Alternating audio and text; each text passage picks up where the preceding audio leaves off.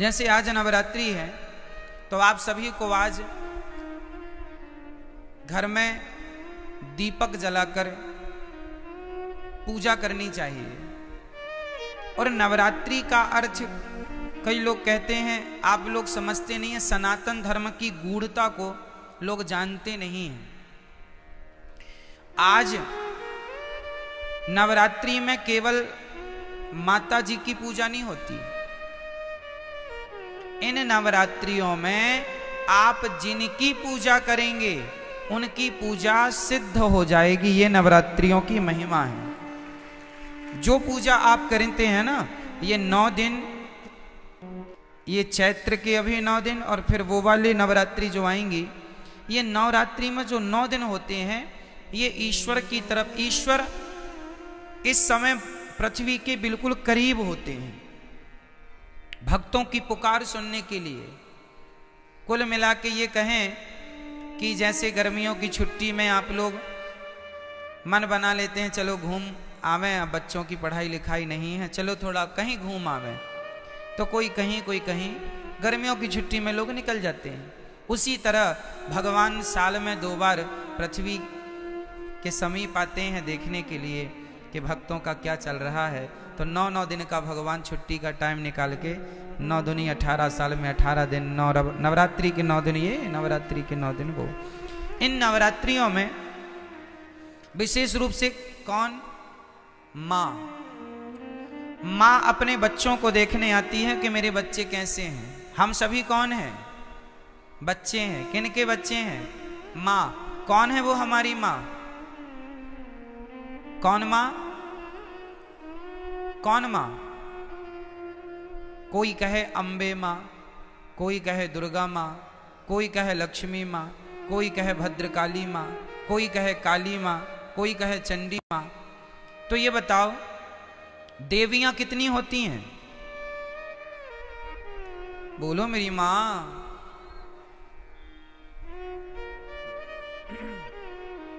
देवियां 9 नहीं होती मेरी माँ, और ना 10 होती।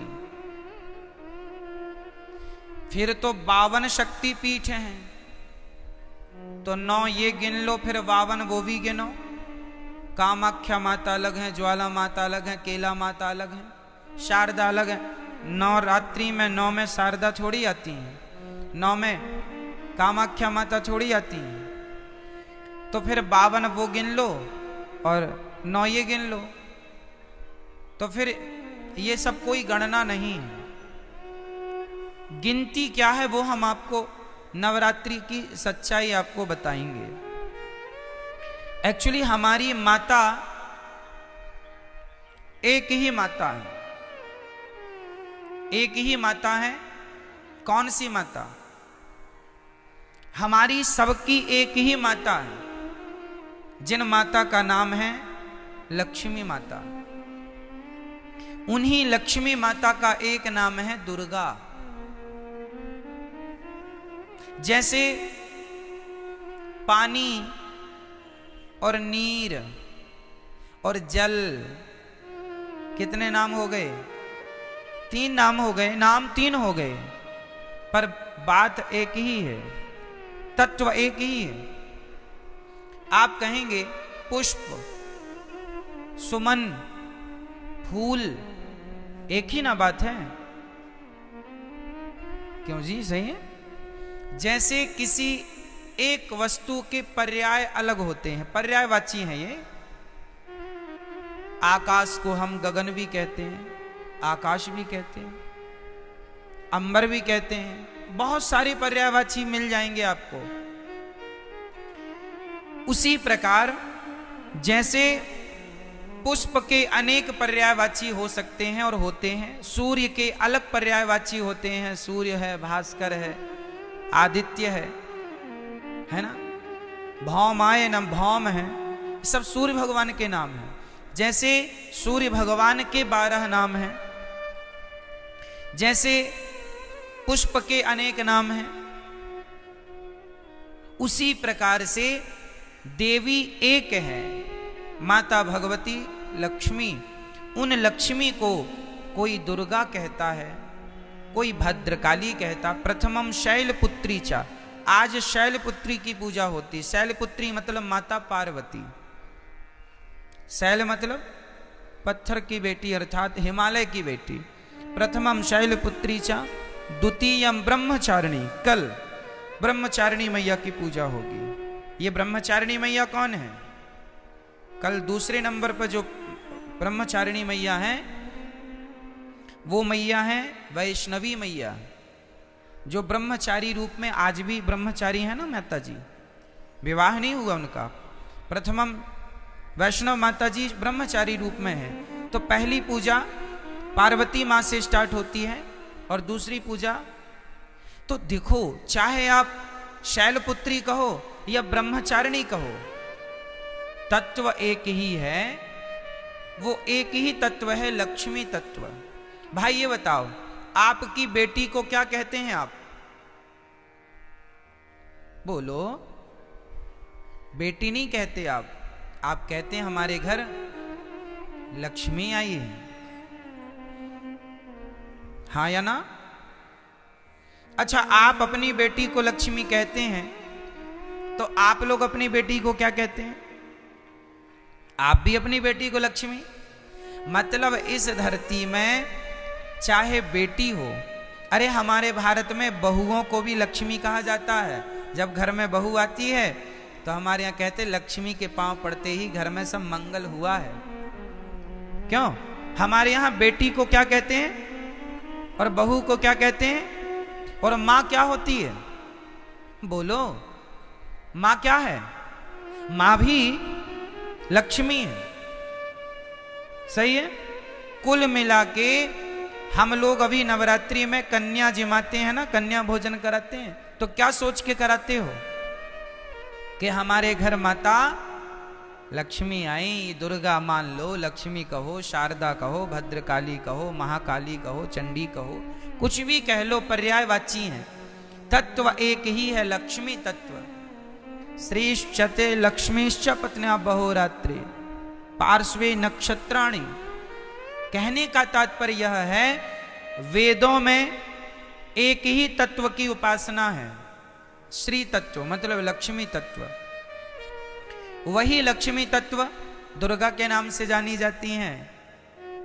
मैहर में उन्हें ही शारदा कहते हैं। अनेक रूप है ना, जैसे वृंदावन में बिहारी जी हैं, उड़ीसा में जगन्नाथ जी हैं, तो क्या ये दो हो गए? वृंदावन के बिहारी जी और उड़ीसा के जगन्नाथ जी क्या ये अलग अलग हैं? भाई वही कृष्ण उड़ीसा में जगन्नाथ बन के बैठे हैं, वही श्री कृष्ण वृंदावन में बिहारी जी बन के बैठे हैं, वही द्वारिका में द्वारिकाधीश हैं, वही पंढरपुर में विठ्ठलनाथ हैं, वही श्रीनाथ हैं। एक ही तत्व, अनेक रूप रूपाय विष्णवे प्रभु विष्णवे। उसी प्रकार एक ही परम तत्व है और वह है लक्ष्मी तत्व। वही लक्ष्मी आज प्रथमम शैलपुत्री चा, आज वही लक्ष्मी क्या बन के पूजेंगी? आज वही लक्ष्मी माता पार्वती बन करके पूजेंगी, जगत जननी कहलाएंगी। आज उनके हम पार्वती स्वरूप का पूजन करेंगे। तो आप लोगों को घर में दीपक जलाकर आज माँ भगवती का ध्यान, लक्ष्मी जी का ध्यान करना चाहिए। हे माँ, हमारे घर में ये आपका ही घर है, आप हमारे मन मंदिर में आकर बैठ जाइए। नया वर्ष है माँ, हमारी बुद्धि को निर्मल कीजिए। हम सदा आपकी सेवा करते रहें, हम सदा आपकी आराधना करते रहें और हमारे घर में ये खुशियों का दिया सदा जलता रहे, ये ज्ञान का, ये भक्ति का दीपक सदा प्रज्वलित होता रहे। आज के दिन आपको राम रक्षा स्तोत्र, नारायण कवच का पाठ करना चाहिए। जो भी पाठ करेंगे, कुछ ना आवे तो श्रीमन नारायण आप आज श्रीमन नारायण का जाप करें तो वह नारायण का जाप भी सिद्ध होगा। आप यदि ओम नमः शिवाय का भी जाप करें तो आज जो भी जपेंगे वो सिद्ध होगा। आप ओम नमः शिवाय जपें या गंग गणपतये जपें या दुर्गा माता जी का मंत्र जपें या फिर आप श्रीमन नारायण जपें, जो भी आज जपेंगे, आज मतलब 9 दिन तक निरंतर, वो आपका सिद्ध। इसलिए ये 9 दिन विशेष पूजा पाठ के लिए निकाले जाते हैं। साल भर आप फुर्सत नहीं पाते, समय मिलता नहीं है, 9 दिन का समय निकाल लो और पूर्ण रूप से भगवान के होकर भगवान की शरण में रहो। ये नवरात्रि है, ठीक है। जो आप जपेंगे उसमें आपको सिद्धि प्राप्त होगी। तो इसलिए इन 9 दिनों में बहुत अच्छे से हमें अपना जीवन आनंद पूर्वक व्यतीत करना चाहिए। और यहाँ पर एक संकेत भी है कि दुनिया वालों, नवरात्रि में जिन कन्याओं को बुला बुला कर, पांव धोकर, माहौर लगाकर जिनकी पूजा करते हो, जिन्हें दक्षिणा देकर विदा करते हो, खीर पूड़ी खवाते हो, उन कन्याओं को केवल एक दिन के लिए देवी ना मानो, सदा सदा के लिए नारियों को देवी मान के उनकी सेवा, उनका सम्मान करो। नारी का सम्मान सदा लक्ष्मी मान के आप आज नवरात्रि में एक लड़की का आप सम्मान करते हैं देवी मानकर, और नवरात्रि जाने के बाद उसी नारी का आप अपमान करते हैं, तो ये तो कोई बात हुई नहीं। नारियों का सदा सम्मान बना रहे। देखो हमारे सनातन धर्म में नारियों का कितना बड़ा आदर है, कितना बड़ा सम्मान है। दुनिया के किसी धर्म में, मजहब में नारियों का इतना बड़ा सम्मान नहीं है। हमारे यहाँ भगवान मानकर नारियों को पूजा जाता है, देवी मानकर पूजा जाता है। और केवल नवरात्रि में नहीं, नवरात्रि आई तो नवरात्रि के द्वारा तुम ये मान लो कि भाई ये सदा सर्वत्र पूज्य है। नारी तो सदा पूज्य है, केवल नवरात्रि में नहीं, ऐसा नहीं, सर्वत्र, सब जगह, हमेशा 365 दिन। तो नवरात्रि की बड़ी महिमा है। इन नवरात्रियों का पूजन भागवत जी में आता है कि भगवान श्री कृष्ण के जब जामवंत जी से युद्ध करने भगवान गए, तब उनकी अनुपस्थिति में 9 दिन का द्वारिका में एक महायज्ञ हुआ था देवी जी को प्रसन्न करने के लिए। तो नवरात्रि तो भगवान श्री कृष्ण भी मनाते थे, नवरात्रि तो भगवान श्री राम भी मनाते थे। क्यों? क्योंकि आज के दिन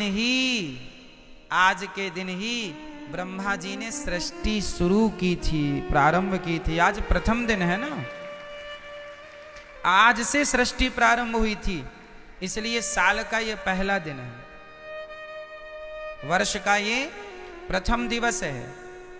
आज हमारे वर्ष का संवत, आज हमारा संवत बदल गया। 2079 में आज हम प्रवेश कर गए। 2079 में हम लोग प्रवेश कर गए। इस संवत्सर का नाम है नल। इस संवत्सर के राजा हैं शनि और इस संवत्सर के मंत्री हैं गुरु, ठीक है। न्याय करने वाले हैं इस वर्ष शनि। इसलिए शनि महाराज जब प्रसन्न होते हैं, जब आप कभी किसी को सताएं ना। यदि आप किसी निर्धन को, गरीब को सताते हैं तो शनि बहुत नाराज होते हैं। अरे सता रहे हो, चलो अब आओ फिर हमारे फेरे में। शनि की 7.5 किन्हें परेशान करती है? जो दूसरों को परेशान करेंगे उन्हें शनि परेशान करेंगे, और जो दूसरों को परेशान नहीं करते उन्हें कोई भी ग्रह नक्षत्र कभी परेशान नहीं करते। सदा उनकी तो भगवान रक्षा करते हैं। तो आप सभी को नवरात्रि की लाखों लाख शुभकामनाएं, बधाई, आपका जीवन मंगलमय हो। आज के दिन आप लोग अपने घर में कम से कम एक कन्या को बुलाइए शाम को, और एक कन्या का भोजन कराइए। आज शाम को ही बुला लेना, क्योंकि अब तो 3 बज गए हैं। अब कल से सुबह बुला के कल 2 कन्याओं को खिलाना। पहले दिन एक कन्या को भोजन कराना चाहिए, एक से ज्यादा भी हो जाए चलेगा, कम से कम एक। पहले दिन हमेशा एक कन्या, दूसरे दिन 2 कन्या, तीसरे दिन 3 कन्या, चौथे दिन 4, 5वें दिन 5, छठे दिन 6, 7वें दिन 7, 8वें दिन 8 और 9वें दिन 9 कन्याओं का भोजन करें। और 10वें दिन 9वें दिन तो रामनवमी भी आएगी, तो रामनवमी जी का पावन उत्सव मनाएं, व्रत रखें। आप नवरात्रि में कुछ लोग व्रत रखते हैं, अच्छा है। जो नहीं रखे हैं वो नवरात्रि के अंत में अर्थात नवमी का व्रत, क्योंकि रामनवमी अब आने वाली है, तो रामनवमी का व्रत जरूर रखें। 3 व्रत तो हमें करने ही चाहिए। नवरात्रि का लोग करते हैं, अच्छा है, परंतु 3 व्रत, पहला एकादशी, दूसरा रामनवमी और तीसरा कृष्ण जन्माष्टमी, ये हम वैष्णवों के श्रेष्ठ व्रत हैं, हम भारतीयों के, ये व्रत तो करने ही चाहिए। तो ये व्रत का अर्थ होता है उस दिन ज़्यादा से ज़्यादा भगवान का चिंतन, और अपने घर में कन्याओं को जरूर बुलाकर उनका सम्मान करके उनको आदर सहित भोजन कराइए, चरण धोइए। और यदि कन्या ना मिले तो कोई बात नहीं, अपनी माँ के चरण धोकर अपनी माँ को श्रद्धा से भोजन कराओ, ये सोचकर कि ये भगवान है, माँ है। माँ आपके घर में कन्या ना हो तो माँ तो है, तो माँ की चरण धोकर माँ का सम्मान कीजिएगा, ठीक है। ये नवरात्रि में देवी का पूजन, तो देवी तुम्हारी माँ देवी नहीं है क्या? क्यों? माँ से बड़ी कोई देवी है? इसलिए अपनी माँ, कई लोग ना अभी इस नवरात्रि में तो नहीं, जो अगली नवरात्रि आएगी वो नवरात्रियों में, उस नवरात्रियों में लोग माता जी घर घर बिठाते हैं, हर गली चौराहे में माता जी बैठती हैं ना। हम कहते हैं कि आप मिट्टी की माता जी बनवा के बिठाते हैं, अच्छा है, सम्मान कीजिए, श्रद्धा रखिए, अच्छा है, सब ठीक है, पर वो माता जो मिट्टी की बनी है उन माता में श्रद्धा तो रखिए, पर उनसे ज़्यादा उस माता में श्रद्धा रखिए जो परमात्मा ने बनाई है, जिसे आप अपनी माँ कह के बुलाते हैं। माता, उसका तो असली नाम माता ही है, माँ है। विडंबना तो ये है कि आज लोग मंदिरों में जाके माता जी को तो जल चढ़ाते हैं, माता जी की जय जयकार करते हैं, पर खुद की माता जी भूखी मर रही हैं, खुद की जन्म देने वाली माता प्यासी मर रही है, और आप जय माता दी के नारे लगा रहे हैं। इससे फायदा क्या है ये बताइए। कई लोग ना बड़ी होड़ करते हैं, खासकर नवरात्रियों में। क्या होड़ करते हैं कि उन्होंने भंडारे में 50,000 खर्च किया, हम 1 लाख का भंडारा करेंगे। उस कॉलोनी में 2 लाख का भंडारा हुआ, हम 3 लाख का भंडारा करेंगे। क्या होगा इससे? तुम देवी को खुश कर लोगे? अरे ये ना देखो कि भंडारा कितना बड़ा करना है, ठीक है, जरूरतमंदों को भोजन कराना जरूरी है, ठीक है, कराना चाहिए, अन्नदान श्रेष्ठ दान है, पर ये मत भूलिए कि आप अपनी 50,000 का भंडारा तो आप करा रहे हैं, सबको खिला रहे हैं, पर खुद की माँ बुढ़ापे में अलग बनाकर खा रही है, तो आप कौन सी देवी को खुश कर रहे हैं? क्या आपके इस व्यवहार से आपकी खुद की माँ भूखी मर रही है और आप सबको भरपेट भोजन कराएं, क्या आपके इस व्यवहार से माँ भगवती प्रसन्न हो जाएगी? इसका विशेष ध्यान रखना चाहिए। और हम सभी को इंसानों को भगवान मानना चाहिए। किसको भगवान मानना चाहिए? हमारी माँ भगवान है, हमारे पिता भगवान है, हमारे पति भगवान है, हमारे गुरु भगवान है, हमारे अतिथि भगवान है। जो इनमें भगवान का दर्शन कर लेगा वो फिर पत्थरों में भी ईश्वर का दर्शन कर लेगा। जो इंसानों में ना कर पाया वो पत्थर कभी नहीं पूजता रहे, झूठा पूज रहा है, झूठे ही है ना। कबीर जी लिखते हैं कि पाहन पूजे हरि मिले, पाहन मीन्स पत्थर होता, पाहन पूजे हरि मिले तो मैं पूजू पहाड़, तासे तो चक्की भली जो पीस खाए संसार। पत्थर ही पूजना है तो तुम्हारी चक्की भी पत्थर की होती है, उसी को पूज लो, क्योंकि वो तो कम से कम तुम्हें आटा देती है पीस के। पत्थर ही पूजने हैं तो चक्की को क्यों नहीं पूजते? तो पत्थर पूजने की बातें नहीं है हमारे सनातन धर्म में। हमारे यहां मंदिर बाद में बने हैं। सनातन धर्म की गहराइयों को समझना पड़ेगा। कई लोग कहते हैं सनातन धर्म में तो पत्थर की पूजा होती है। ना जी, हमारे यहां पत्थर की पूजा नहीं होती। किसकी पूजा होती है वो मैं आपको आज स्पष्ट कर देता हूं।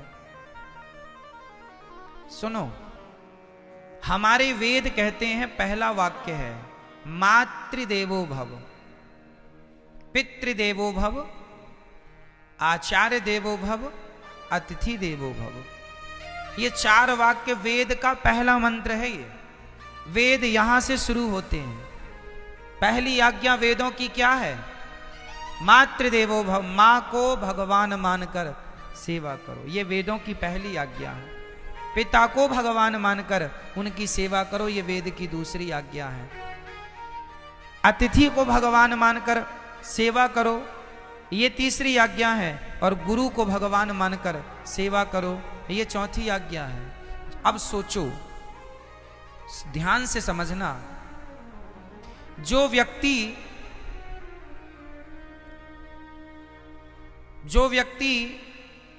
पहाड़े में काखा गाघा को समझ लेगा, भाई अखबार में भी काखा गाघा ही लिखा है, पर अखबार के काखा गाघा को समझने के लिए पहले आपको कौन सा काखा गाघा पढ़ना पड़ेगा?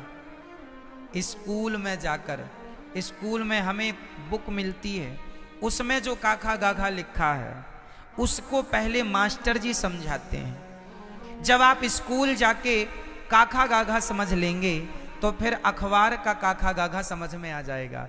यदि स्कूल में काखा गाघा समझ नहीं पाए तो अखबार आप पढ़ नहीं पाएंगे। अखबार पढ़ने के पहले आपको स्कूल जाके पढ़ना पड़ेगा। जो स्कूल ना जा पाए, जो नहीं पढ़ पाए, वो आज भी अखबार नहीं पढ़ पाते। क्यों जी? सत्य है। अखबार पढ़ने के पहले क्या पढ़ना पड़ेगा? स्कूल में जाके आपको अपनी शिक्षा पूरी करनी पड़ेगी, तब कहीं जाकर हिंदी का बोध होगा, तब हिंदी का अखबार पढ़ पाएंगे। इंग्लिश का बोध होगा, इंग्लिश का अखबार पढ़ पाएंगे। उर्दू का बोध होगा, उर्दू का अखबार पढ़ पाएंगे। अखबार पढ़ने के पहले कुल मिला के आपको पहले स्कूल जाना पड़ेगा। क्या ये बात सत्य है? बोलो हाँ या ना। उसी तरह जैसे स्कूल में काखा गाघा समझ लिया एक बार, उसके बाद दुनिया में कहीं काखा गाघा लिखा हो हम तुरंत समझ लेंगे। और स्कूल में नहीं समझा तुमने काखा गाघा तो फिर जमाने में लिखा तो है, तुम समझ नहीं पाओगे कि लिखा क्या है। आप देखो यहां बहुत कुछ लिखा है, कौन समझ पाएगा? जिन्हें अक्षरों का ज्ञान है। ज्ञान ही नहीं है, 52 अक्षर का कोई ज्ञान नहीं है, नॉलेज नहीं है, तो लिखा तो बहुत कुछ है, कहां कोई पढ़ पा रहा है। उसी प्रकार जैसे अखबार पढ़ने के पहले हमें स्कूल जाकर पढ़ना पड़ता है, उसी प्रकार पत्थर में भगवान है, पर पत्थर के भगवान को देखने के पहले अपनी माता के अंदर भगवान को देखना पड़ेगा। पहले अपने पिता के अंदर भगवान को देखना पड़ेगा। जो माता में भगवान को देख सकता है, जो पिता में भगवान को देख सकता है, जो गुरु और अतिथि में ईश्वर को देख सकता है, वही पत्थर में भी भगवान को देख सकता है। जो माँ में भगवान को ना देख पाया उसे पत्थर ही दिखेगा, तुम कितना भी पूजा करो। पत्थर है, कहते हैं, कहावत सुना होगी आपने, अनपढ़ के लिए काला अक्षर भैंस बराबर।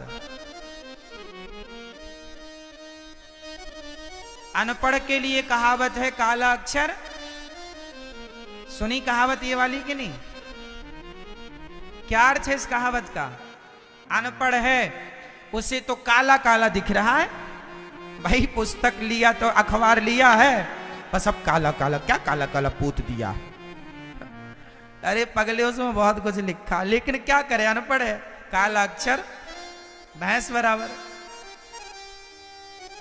उसे काला नजर आता है, उसे काले में अक्षर नजर नहीं आ रहे क्योंकि पढ़ा नहीं है।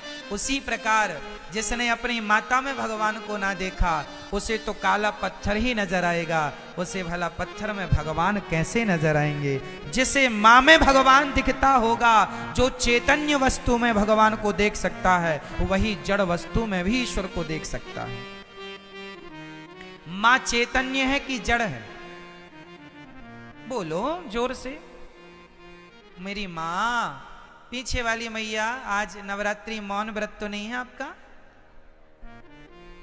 डे बोले हम टुप्पई टाप रहेंगे महाराज। मां चैतन्य है या जड़ है? जोर से। और पत्थर चैतन्य है या जड़ है? मां चैतन्य है जबकि पत्थर जड़ होता है। तो जो व्यक्ति चैतन्य मां में ईश्वर का दर्शन कर सकता है, जो चैतन्य में भगवान को देख सकता है, वही जड़ में भी भगवान को देख सकता है। जो चैतन्य में ना देख पाया, उसके लिए काला अक्षर भैंस बराबर है। कई लोग कहते हैं ना भगवान कहाँ है, ये सब वही लोग हैं काला अक्षर भैंस बराबर। भाई हिंदी का अखबार पढ़ने के लिए कौन सा सब्जेक्ट पढ़ना पड़ेगा? बोलते चलो। हिंदी। इंग्लिश का अखबार पढ़ने के लिए इंग्लिश, उर्दू का अखबार पढ़ने के लिए तमिल का अखबार पढ़ने के लिए, बंगाली अखबार पढ़ने के लिए बंगाली। उसी प्रकार भगवान को पढ़ने के लिए भक्ति की पढ़ाई चाहिए, भक्ति की शिक्षा चाहिए। आपने भक्ति की पाठशाला में कभी आपने अध्ययन किया नहीं, तो भगवान तो जैसे अखबार में सब लिखा है, पढ़ना आना चाहिए। उसी प्रकार ईश्वर तो कण कण में लिखा है, बस पढ़ना आना चाहिए। ईश्वर तो हरि व्यापक सर्वत्र, हमारा कन्हैया तो घट घट में समाया है, बस तुम्हें पढ़ना आए बस। क्यों?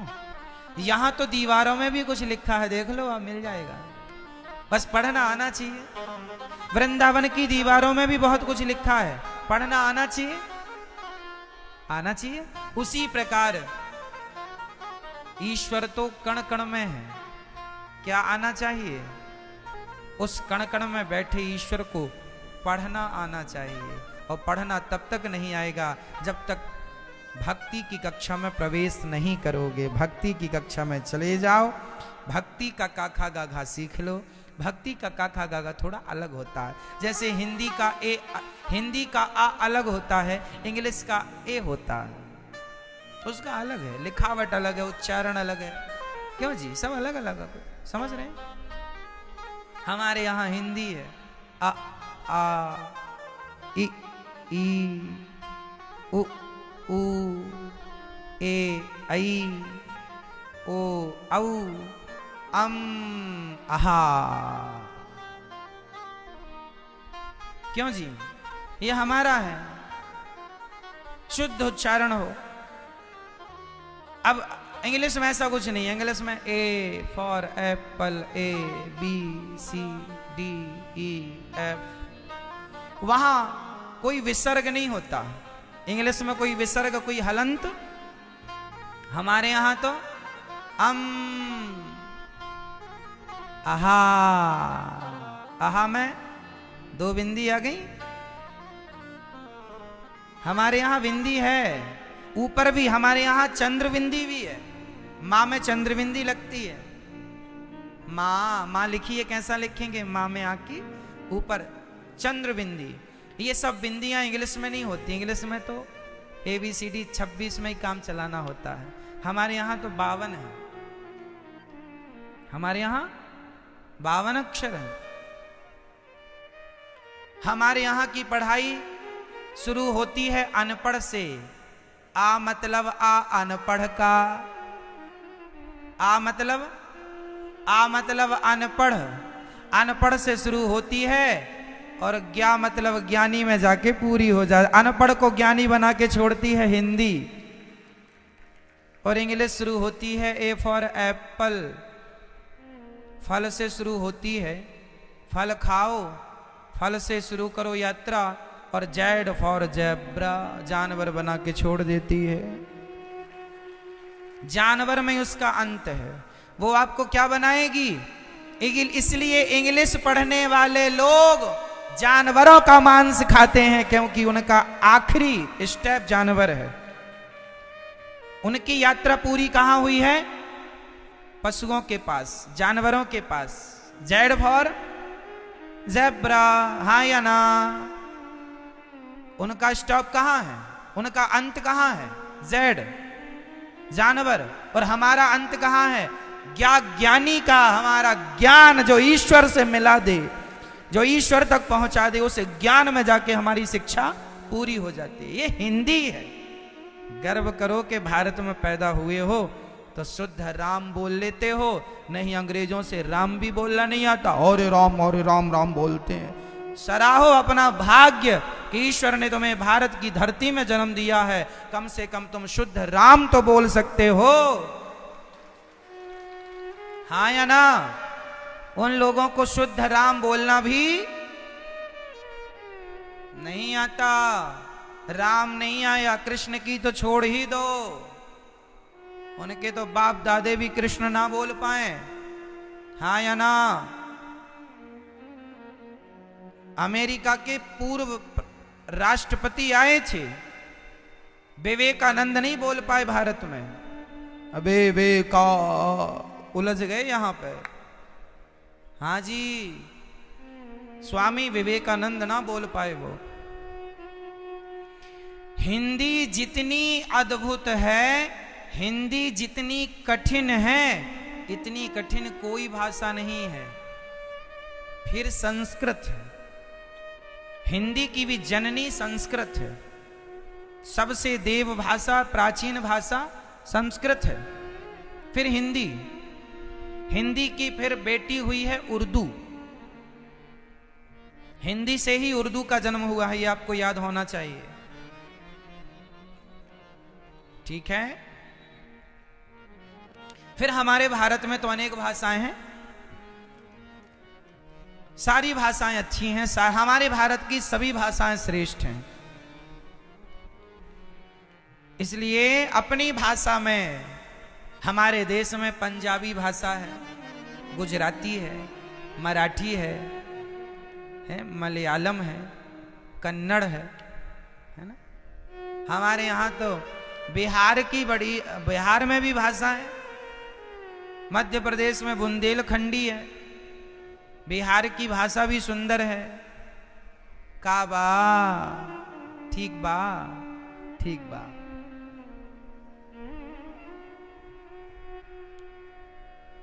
ठीक बानी, बिहार की भाषा, राजस्थानी भाषा, हरियाणवी भाषा, हमारे यहाँ हर राज्य की भाषा। और हमारे भारत में कहावत है, यदि इस